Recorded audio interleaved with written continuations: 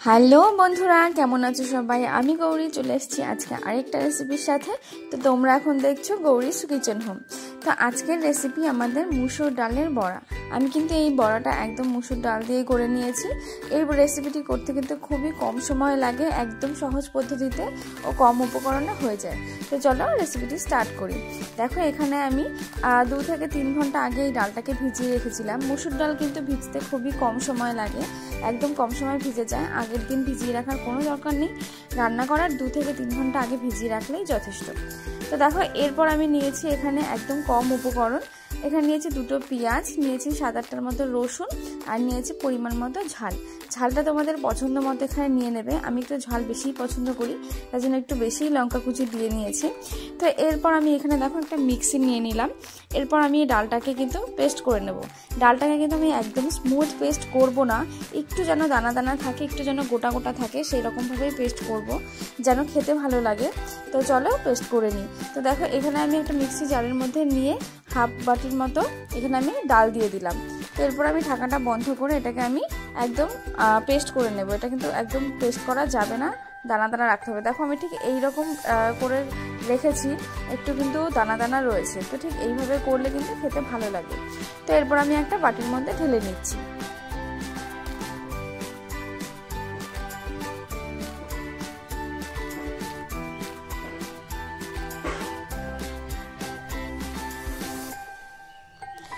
দেখো আমি বাকি অর্ধেকটাও কিন্তু এখানে পেস্ট করে নিয়েছি।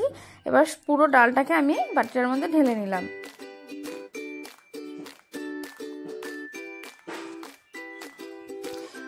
ভীষণই কিন্তু সহজ এই রেসিপিটি বানানো। দেখো এরপর আমি এখানে যে রসুন কুচি দিয়ে কেটে রেখেছিলাম সেটা দিয়ে দিলাম, লঙ্কাটাও দিয়ে দিলাম ও পেঁয়াজটাও দিয়ে দেবো।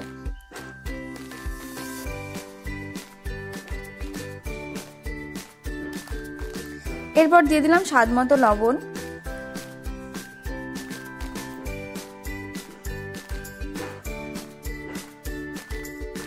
তারপর দিয়ে দিলাম একটুখানি হলুদ গুঁড়ো, একদমই অল্প দিয়েছি। এরপর দিয়ে দিলাম 1 চামচ চালের গুঁড়ো আর 1 চামচ বেসন।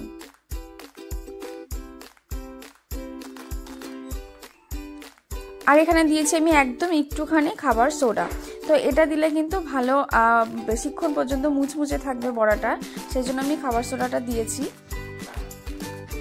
তো এবার এটাকে আমরা খুব ভালোভাবে মেখে নেব।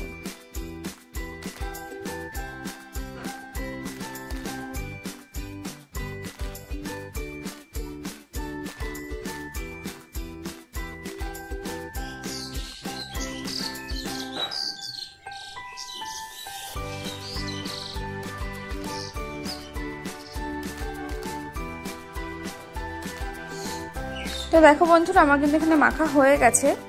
এরপর আমি একটা ছোট্ট কড়াই বসিয়ে দিয়েছি যেন আমাদের তেলটা কম লাগে। আমি এখানে একদম ছোট্ট একটা কড়াই বসিয়ে কিছুটা তেল দিয়ে দিলাম। এবার তেলটা গরম হওয়া পর্যন্ত ওয়েট করব।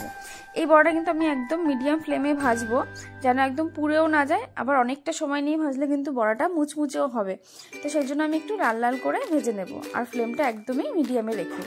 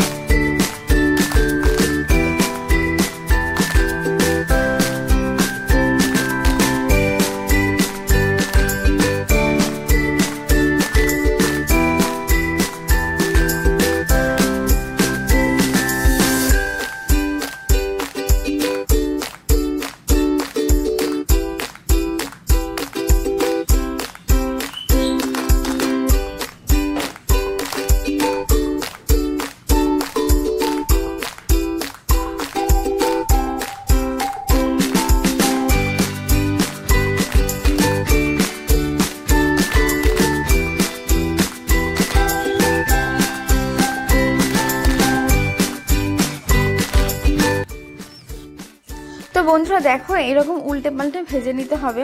তো দেখো প্রায় কিন্তু আমার ভাজা হয়ে গেছে, আমি এরকমভাবে ভেজেছি। তো এটা কিন্তু খেতে ভীষণই ভালো লাগে। এটা কিন্তু তোমরা সন্ধ্যেবেলার স্ন্যাক্স হিসেবেও খেতে পারো, এমনকি গরম ভাতের সাথে খেতেও কিন্তু এই রেসিপিটি খুব ভালো লাগে। তো দেখো তোমাদের যদি এই রেসিপিটি ভালো লেগে থাকে তাহলে অবশ্যই একটা লাইক করে দিও। আর এইরকম আরও নতুন নতুন ভিডিও দেখার জন্য আমার চ্যানেলটিকে সাবস্ক্রাইব করে বেল আইকনটি প্রেস করে আমার সাথে থেকো। আর তোমাদের মন্তব্য জানাতে কিন্তু একদমই ভুলো না। তো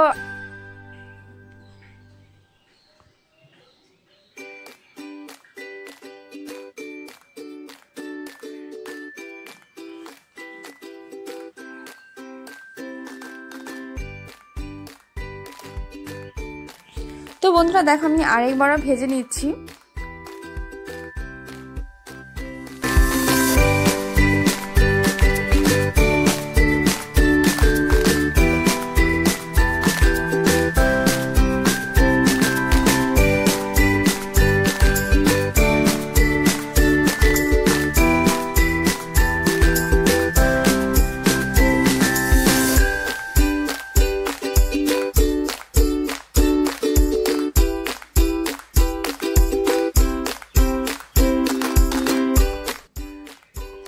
তো বন্ধুরা দেখলে তোমরা যে আজকের রেসিপিটি বানানো কতটা সহজ ও কত কম উপকরণে কিন্তু এই রেসিপিটি হয়ে যায়।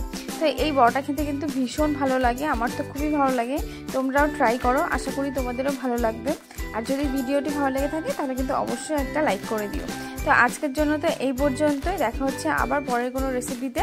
ততক্ষণ পর্যন্ত সবাই সুস্থ থেকো, ভালো থেকো, সাবধানে থেকো, টাটা।